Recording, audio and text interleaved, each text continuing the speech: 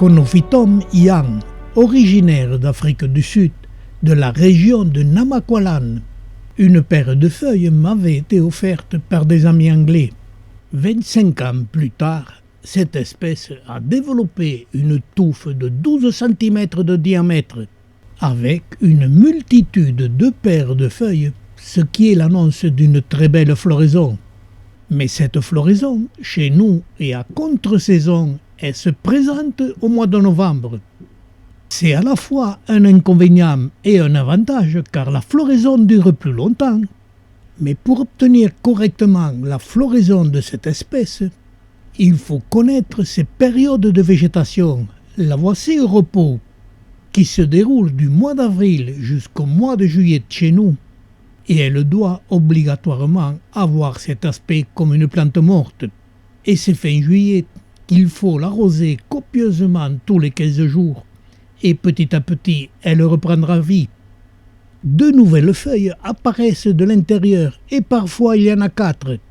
C'est comme cela qu'elle se développe et augmente le nombre de feuilles petit à petit. Fin septembre, début octobre, les boutons commencent à apparaître. À ce moment-là, il faut ralentir les arrosages. Mais n'arroser qu'en fonction du temps qu'il fait, mais toujours modérément. Avant d'arroser, il faut toujours observer la plante. Et si une des feuilles éclate, il ne faut pas arroser. Et en octobre ou novembre, c'est la floraison. Et malheureusement, celle-ci est nocturne. Elle est aussi très parfumée. Les fleurs sont très petites, 6 à 8 mm de diamètre, pas plus. Mais elles durent une quinzaine de jours. Et je vous les laisse admirer.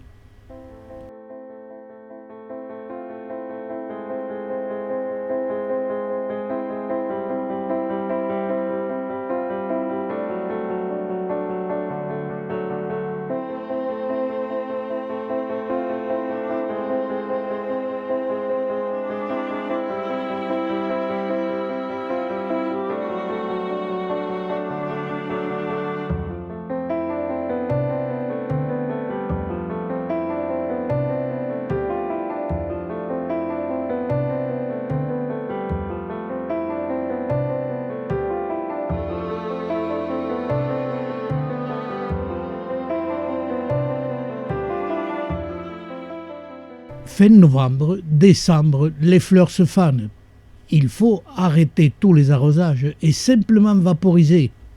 Seulement que quand la plante flétrit, au mois de mars et avril, petit à petit, les feuilles doivent sécher. Mais il faut quand même les vaporiser de temps en temps, mais très légèrement. Et nous voilà fin mai, juin, et les plantes doivent se présenter comme si elles étaient mortes. Et au mois de juillet, on recommence les arrosages. Mais parfois, tous les 3 ou 4 ans, cette espèce me présente un petit problème. Quand je recommence les arrosages, au mois d'août, septembre, une partie de la plante ne se développe pas. Dans ces conditions, il faut détacher l'ensemble qui se flétrit et la traiter en bouture. Ou simplement laisser faire la nature et une partie se desséchera et va mourir.